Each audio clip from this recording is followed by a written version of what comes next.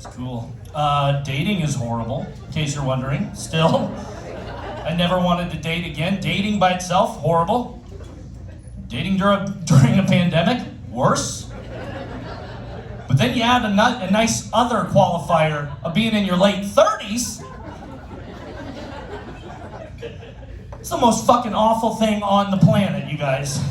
It's disappointing around every corner for me. It's like the equivalent to when you're at work at your office and it's about 4:30 and your lunch is worn off and you get real hungry and you're like, oh God, I just need to eat something. And then you remember that somebody brought donuts in the morning and you're like, oh man, a donut, I want a donut in my mouth. And then you go into the break room and like half of them are all dry, brittle. Others are missing parts and shit. Then there's a few that have been fingered. A lot.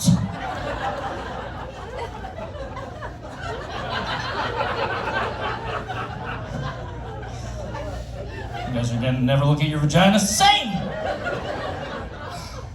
It's fun. Speaking of which, I did have kind of an amazing experience. I've had a few dates, sort of. It's been, my friends were like, you need to get on dating apps. That was the worst fucking advice ever. One, there's some weird fucking people out there that don't know they're weird. And two, I'm apparently one of them because no one's swiping right for months. So, did somebody just, well, you should have swiped right, you motherfucker. What do you think? I will tell you, man, I had an amazing experience recently. Went out with this girl, things were working well. She had what's called a Brazilian. Some of you ladies, I like your style. For those of you who do not know what I'm talking about, this is for ladies that no longer want to trim the front hedges. They're like, we live in a desert, let's fucking xeriscape it, and they rip the goddamn turf out, rip it all out. You have to put in like a decorative rock or a cactus. Whatever the HOA requires, you know what I mean? The vagina HOA. You get a letter about trash, you're like, that's not mine. I don't know. Bitch got some explaining to do.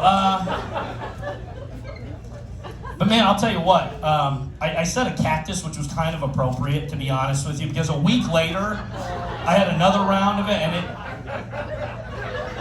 it felt a lot like a cactus, you guys. But listen, ladies, in case you're worried, I'm no bitch. Like, listen, I just treat it like Splash Mountain at Disneyland. I'm like, that looks really thorny, but my face is gonna get wet and I'm gonna have fun. Yeah, and I just go straight up. I'm not afraid. Thank you. I like her. All right, see me after the show. I did. For those of you who have never experienced this, please give it a shot. It's amazing. It defies the laws of physics somehow, okay? It was both velvety and wet at the same time. If you're wondering what that would feel like, have you ever petted a stingray before? I have. A couple times. Just stood there for the longest time like.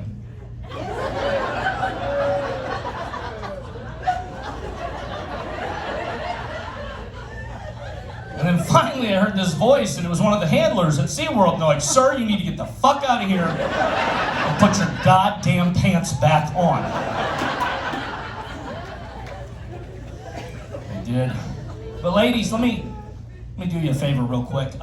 If you're gonna do the front yard, make sure you do the backyard as well. Xeriscape the whole damn thing. Nobody wants to fuck a mullet, you know what I'm saying? Nobody wants that.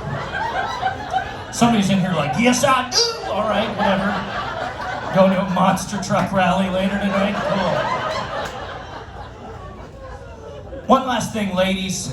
I gotta tell you, I watch everybody walk in, not like a creeper, but like I just see you all come in. There's some beautiful women here tonight. Dudes, you're sitting right fucking next to them. Like, you're right across from her, and you just have to, yeah, she's all right. You dummy.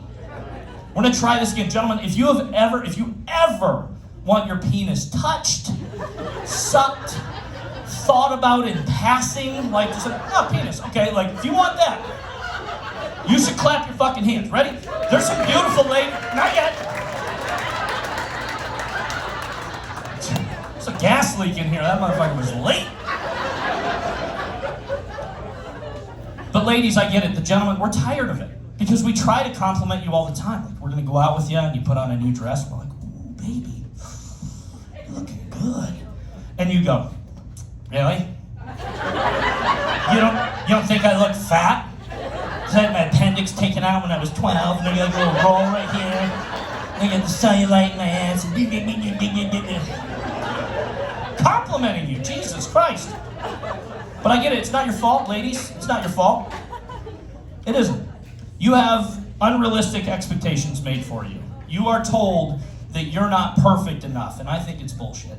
You're told that you're not perfect and that you need to do things to your body to make yourself more appealing, like higher cheekbones or big fishy lips or like a massive Kim Kardashian baboon ass. And some of you go out and get these big, wacky, wildly, deliciously wonderful, huge aftermarket boobs. But then for some reason you want to act modest about it. You're like, oh my God, Jessica, did you see that guy? He was checking out my cleavage. What a fucking perv. Back me up on this, gentlemen. If I spent $8,000 perfecting my dick, I'm never wearing pants, ever. My name is Mike Simpson. You guys have been a lot of fun. Thank you.